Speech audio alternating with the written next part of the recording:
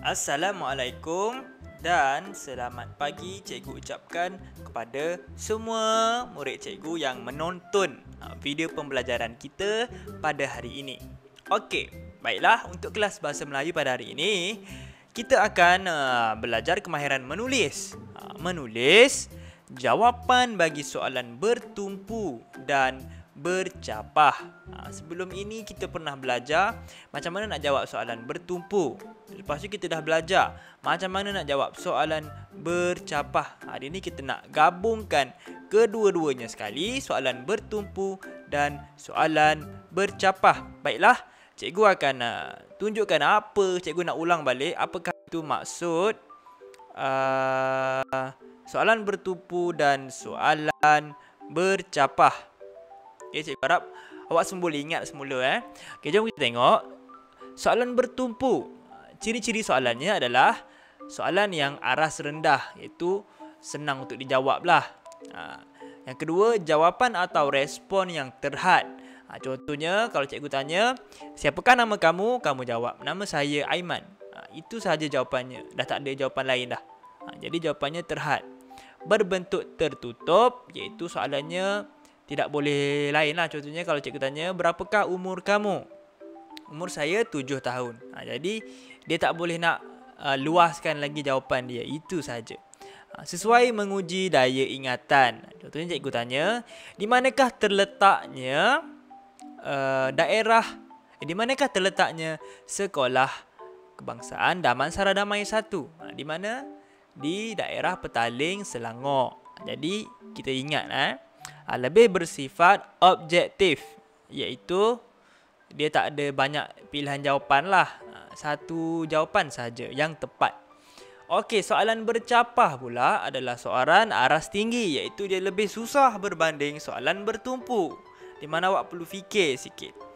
Keduanya, jawapan atau respon yang luas. Jadi dia ada boleh banyak jawapan. Ketiga, berbentuk terbuka. Cikgu bagi contoh, kenapakah manusia perlu makan? Kenapa kita perlu makan?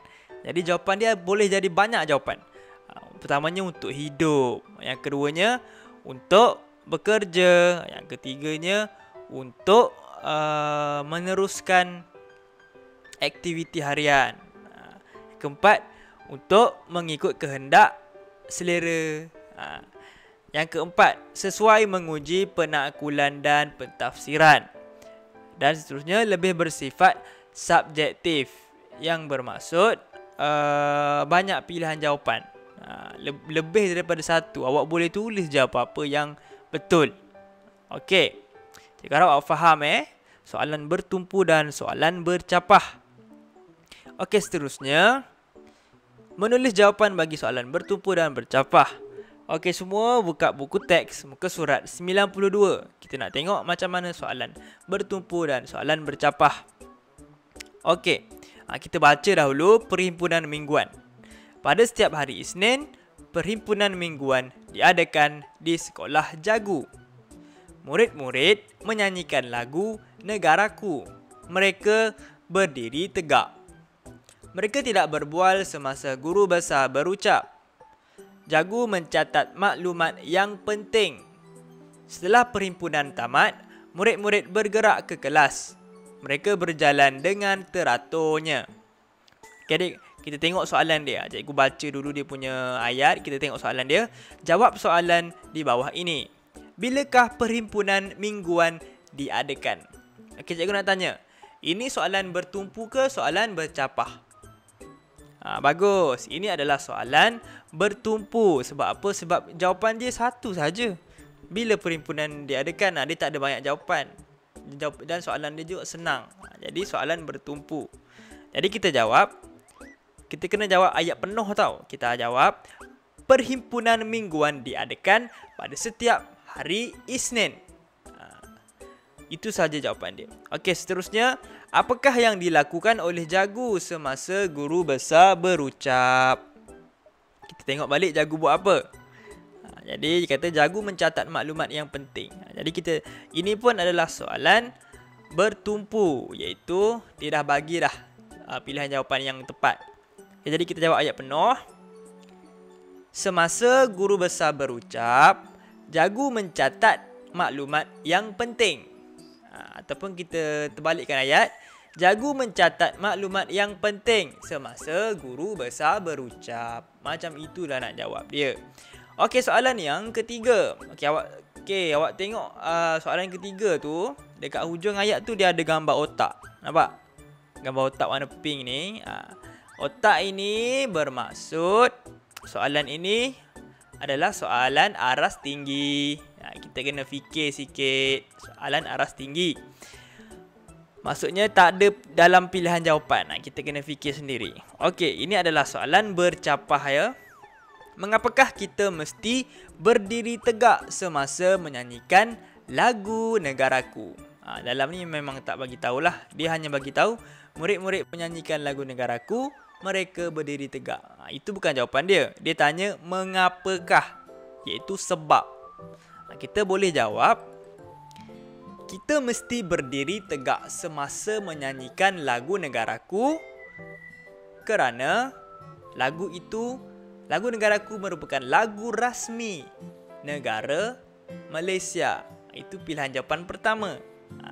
Kita juga boleh jawab, kita mesti berdiri tegak semasa menyanyikan lagu Negaraku untuk menghormati lagu rasmi negara Malaysia. Jadi pilihan jawapan dia ada banyak pilihan jawapan yang sesuai, yang penting tepat. Okey.